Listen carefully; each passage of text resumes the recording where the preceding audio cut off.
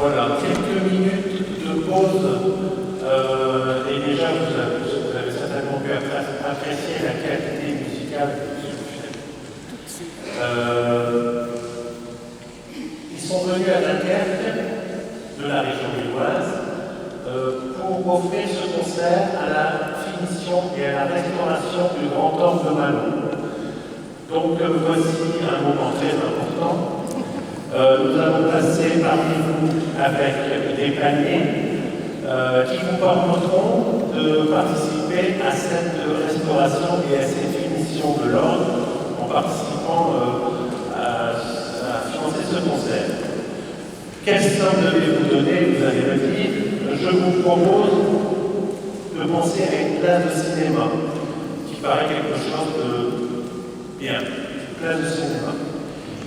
Et comme dirait mon collègue que j'ai vu dans l'assistance, qui est grand paradis, faites que cette quête soit, c'est pas tout à fait une quête, mais faites que cette quête soit la plus silencieuse possible. Voilà, donc je pense que les personnes qui vont passer par le mot vont passer maintenant. Je vais dire juste quelques mots avant de laisser le micro à Frédéric Loquet. L'orgue de Malon.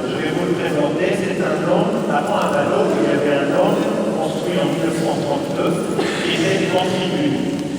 Et en mai 1940, un incendie est tombé sur l'église et l'orgue a été détruit.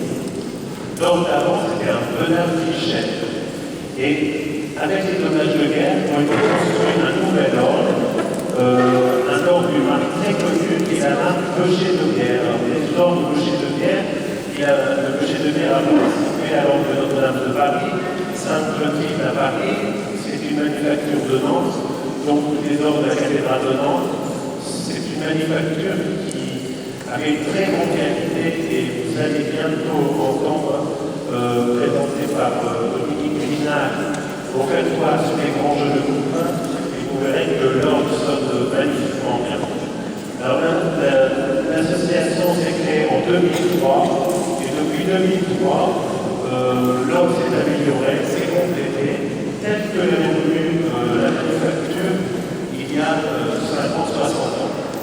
Donc on a fait la même chose que ce qui avait été décidé à cette époque.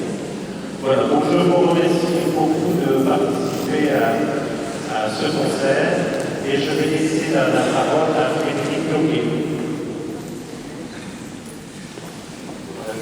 Vous raconter quelques histoires musicales que je n'avais pas fait initialement, simplement pour faire écho à la filiation des enfants, donc, puisque dans les filles mariales, les litanies d'ailleurs sont aussi passées dans le vocabulaire courant par le litanie qui durent longtemps et qui sont en répétition. Alors effectivement, les litanies de Lorenzani et de Charpentier ont été composées sur le même texte, donc appelé les litanies de Lorenz.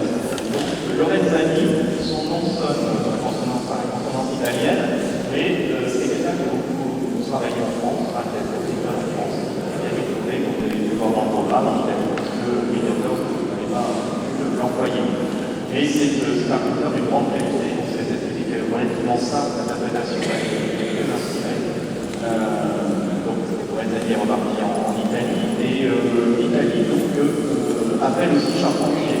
Donc Marc-Antoine Charpentier, que tout le monde connaît par son téléum, qui est on a tous entendu ça dans notre jeunesse, à diverses occasions. Et donc Marc-Antoine Charpentier est complètement tombé dans le pays de l'époque.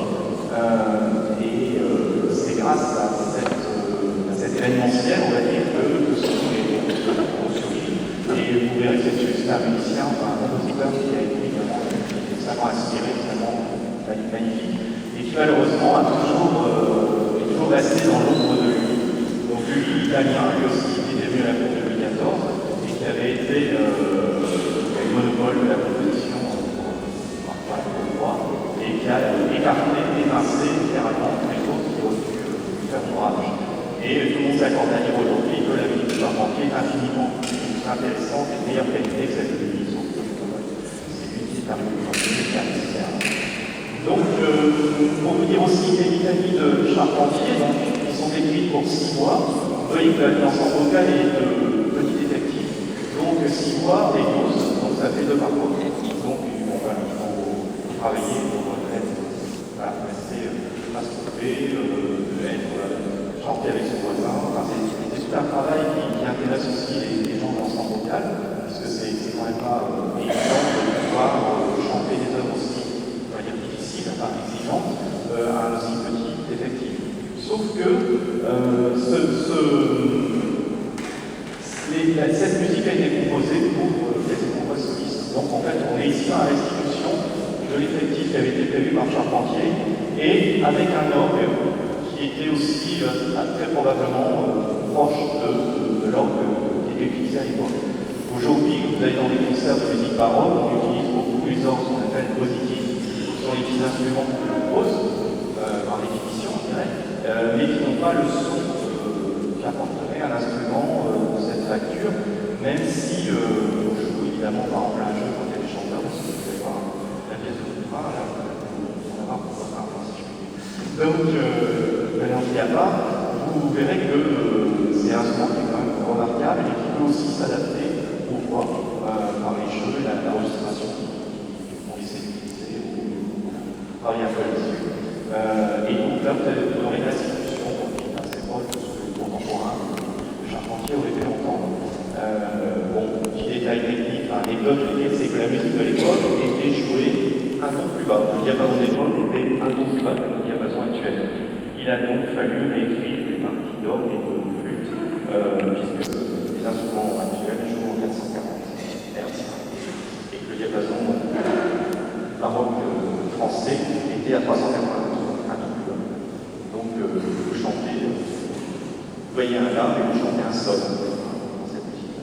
Donc ça perturbe beaucoup les gens qui ont l'oreille absolue. Bon, nous sommes pas très nombreux dans ce cas-là, donc ça ne dérange pas trop, mais ça peut être beaucoup impressionnant tout de suite, par exemple, voilà, donc